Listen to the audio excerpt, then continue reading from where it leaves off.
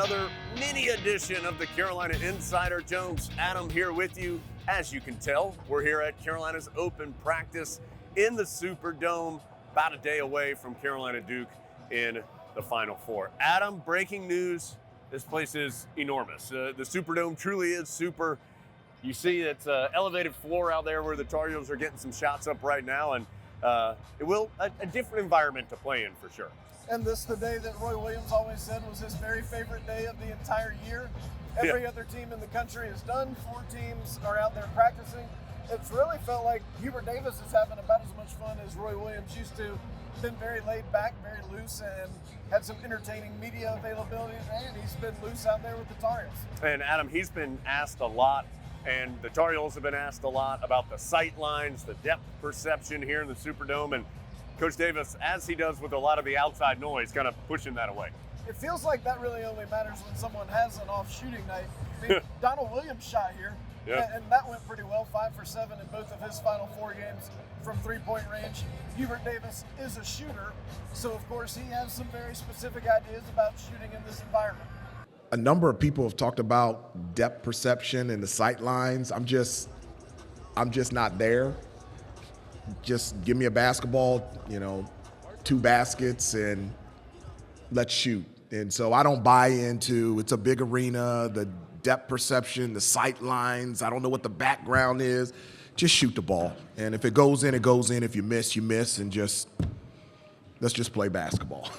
You never shot outside in the driveway with the wind blowing and you miss it and it rolls down the street, then you haven't really shot a basketball. So I don't think it'll be too big of a problem for us, and I'm just excited to get going. So the Tar Heels going through their open practice right now, but Adam, this isn't the first time that they've been on the floor. Yesterday, they had a closed practice where they were able to get out on the floor here in the Superdome, get some work in, and that provided, according to Coach Davis, one of those moments that he's talked a lot about this season. He's talked so much about this team having their own experiences, not just having to listen to what the coaching staff says that they experienced. And so a big part of that, and also part of taking the edge off about playing in this cavernous building, was walking out on the court for the first time, told everybody, take your phones out there and get a shot of it and soak it in.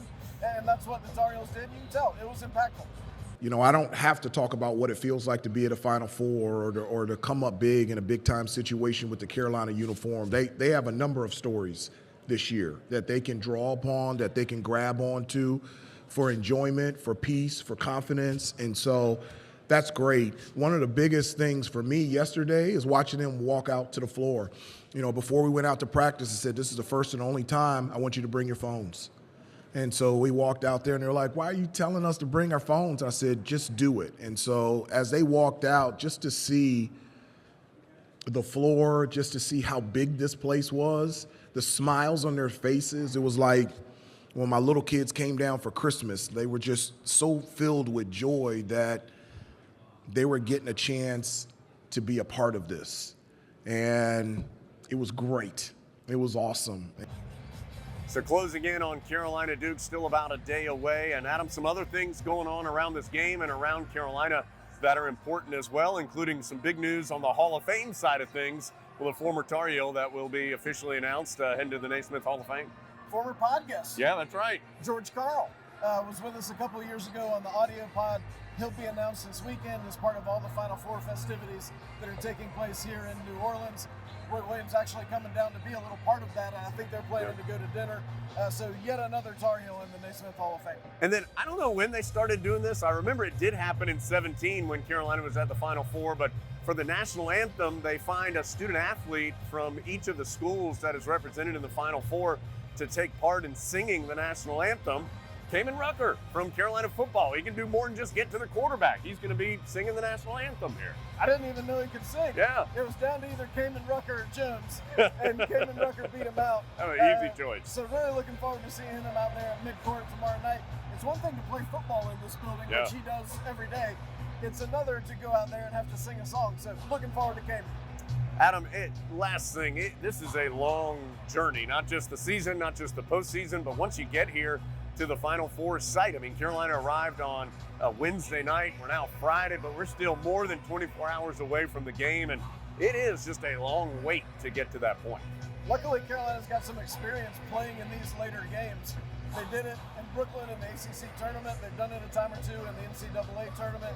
I think it's tomorrow when it'll start to set in that this is a long day to sit here and wait and think about the game plan. You've done all the practicing you can do. You've done all the preparation you can do.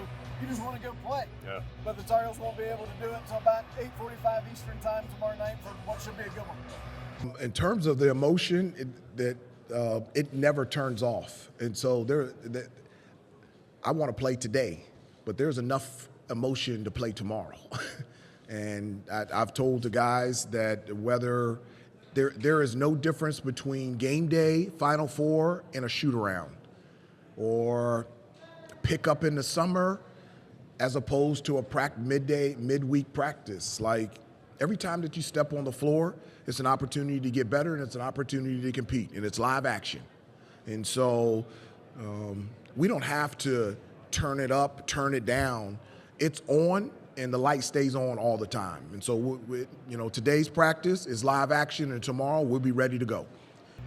We'll be on the air radio-wise 7:30 Eastern time to get you ready for Carolina Duke here in the Final Four. Thanks for being with us here on the Carolina Insider.